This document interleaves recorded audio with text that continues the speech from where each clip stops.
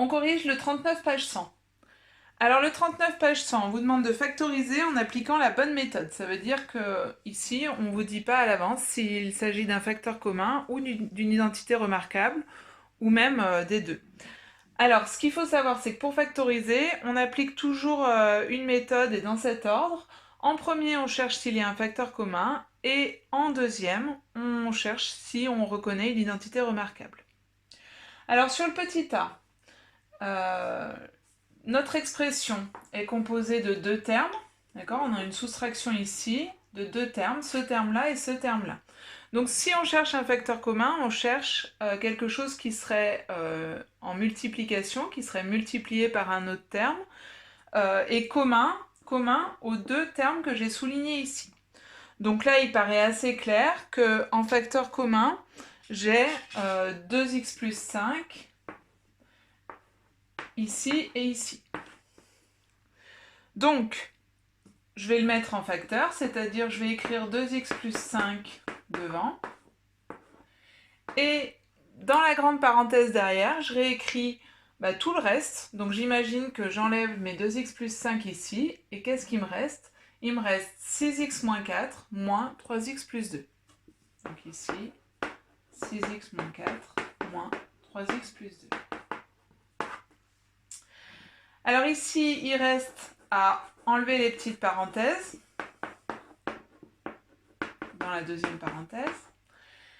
Le 6x moins 4, la petite parenthèse, il n'y a rien devant, donc je peux l'enlever sans rien changer.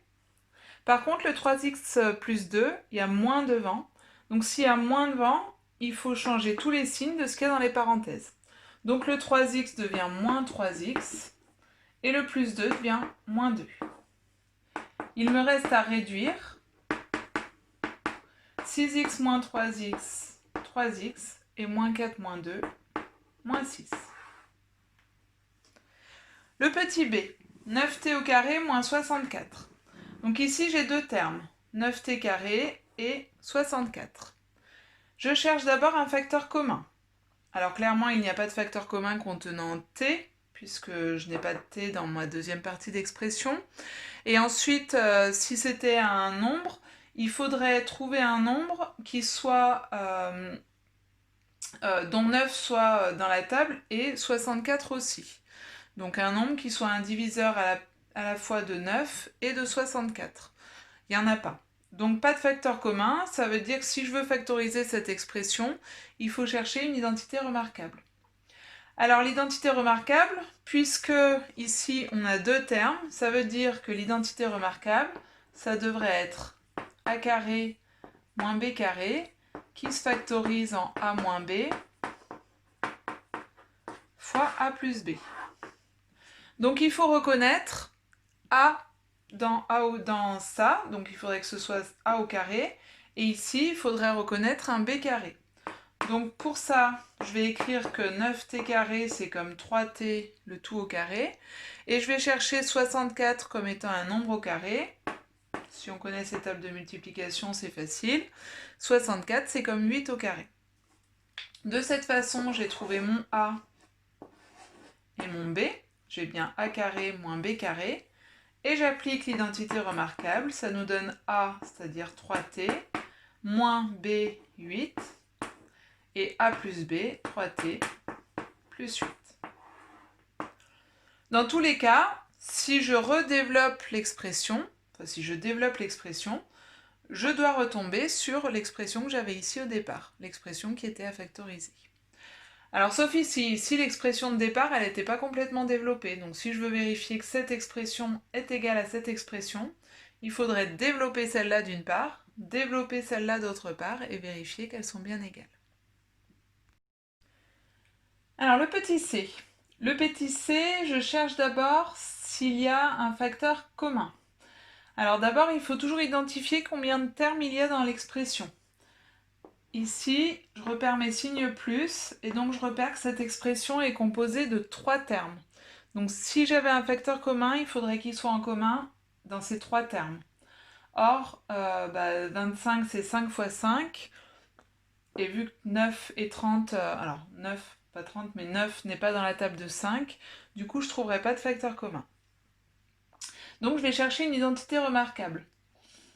J'ai 3 termes et j'ai que des plus, donc ça va être la première identité remarquable. Pour identifier les coefficients A et B, déjà je commence par réécrire les termes dans l'ordre, c'est-à-dire les x carrés en premier, puis les x, puis le nombre, 9.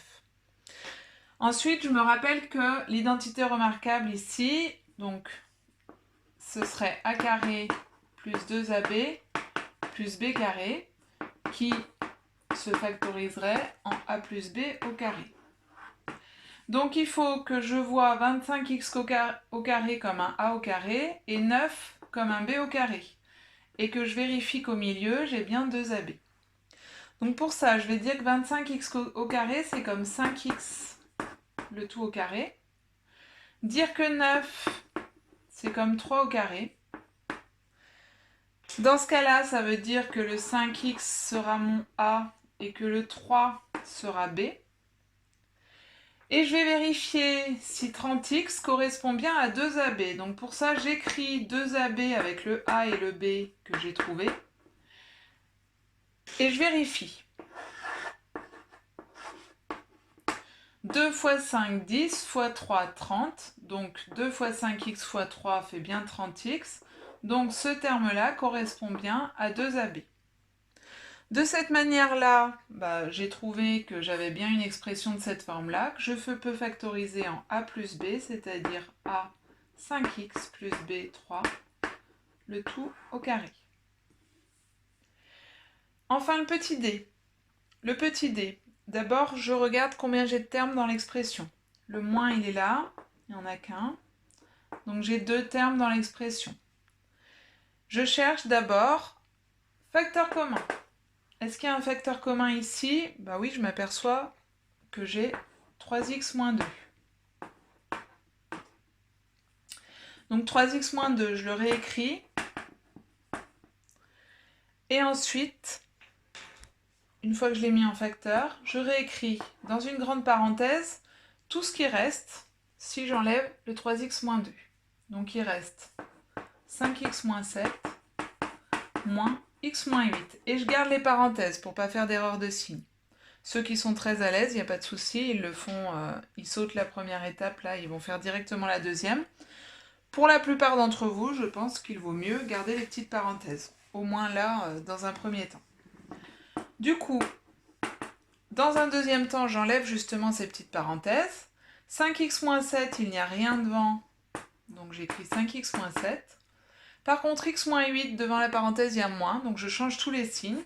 Ça me donne moins x plus 8. Le x devient moins x, le moins 8 devient plus 8. Et puis il me reste à réduire dans la deuxième parenthèse. Donc je regroupe 5x moins x qui me donne 4x et moins 7 plus 8 qui donne plus 1. Et donc j'obtiens comme factorisation 3x moins 2, facteur de 4x plus 1.